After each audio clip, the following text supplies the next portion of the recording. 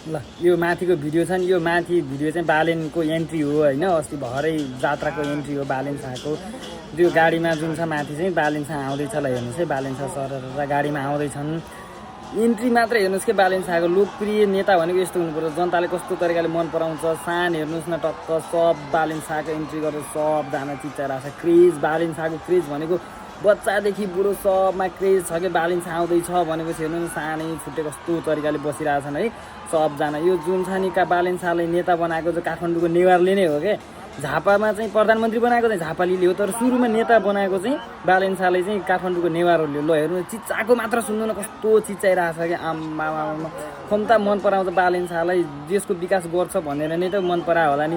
अब बालेन शाहको यो इन्ट्री देखेर फेरि कति आतङ्ककारी घुसखोरीहरू त पुरै कोमामा छन् क्या, कोमामा होइन।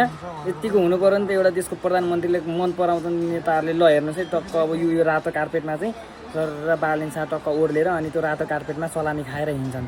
जनताले मन पराउने यतिको हुनु पऱ्यो नि त होइन। सबले मन पराउँछ, राम्रो गर्छ। एक दुईजना हुन्छ अब मन नपराउला, त्यो आफ्नो ठाउँमा छ। जसले देशको विकास गर्न चाहँदैन, पार्टीको झोला बोक्छ, त्यही मान्छेले बालेन शाहलाई मन नपराउने, गाली गर्ने, नराम्रो भन्ने, अनेक त्यो खोट निकाल्ने होइन, कालो झन्डा उचाल्ने होइन भने देशको विकास चाहने र देशप्रेमी मान्छेले बालेन शाहलाई मन पराएकै हुन्छ। र यो भिडियोलाई एक लाइक र एक सेयर गर्नु है त।